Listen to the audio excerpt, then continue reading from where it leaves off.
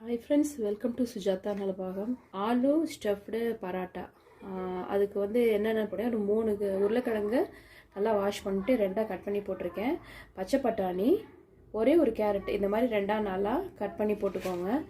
கொஞ்சமாக ஒரு ஸ்பூன் உப்பு இதில் போட்டு தண்ணி விட்டு வேக வச்சு 3 விசில் விட்டு வேக வச்சு எடுத்துகிட்டு வந்துடலாம். இப்போது இந்த பச்சை பட்டாணி, கேரட்டு, உருளைக்கிழங்கு தோல் உரித்து தனியாக வச்சுருக்கேன். முதல்ல இந்த கேரட்டையும் பச்சை பட்டாணியும் நல்லா மசிச்சுடலாம். இப்போ அதை மசிச்சிட்டேன். இப்போ உருளைக்கிழங்கையும் சேர்த்து மசிச்சுடுறேன்.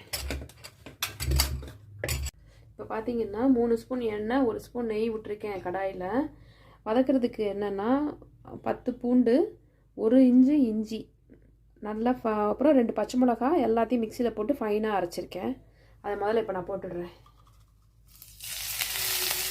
இப்போ ஸ்மெல் போயிடுது. இஞ்சி, பூண்டு, பச்சை மிளகா. இப்போ அந்த ஃபைனாக நறுக்கி வச்சுருக்கிற வெங்காயத்தை போடுறேன். இப்போது இந்த மசிச்சு வச்ச வெஜிடபிள், உருளைக்கிழங்கு, பட்டாணி, கேரட் எல்லாத்தையும் இதில் போடுறேன்.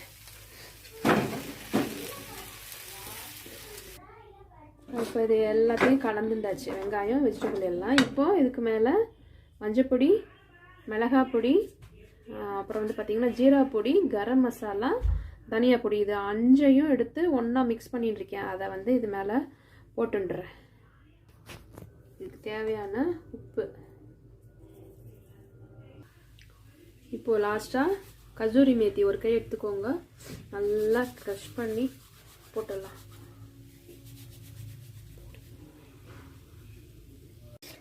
சப்பாத்தி நல்லா திக்கு மாவாக எடுத்துக்கோங்க. பண்ண மசாலா இப்படி வச்சுக்கோங்க. கொஞ்சம் கொஞ்சமாக ஃபோல்டு பண்ணிக்கலாம். எக்ஸஸாக இருக்கிறத எடுத்துடலாம். இப்போ பாருங்கள், நல்லா பிசுறு இல்லாமல் இட்டாச்சு. இப்போ வந்து இதை கல்லில் போட்டு எடுத்துக்க வேண்டியதான்.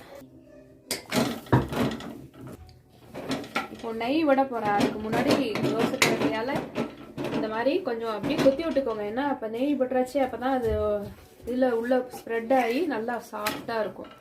திருப்பி போட்டு இப்படியே கொஞ்சம் கொஞ்சமாக ஃபோல்ட் பண்ணிக்கோங்க.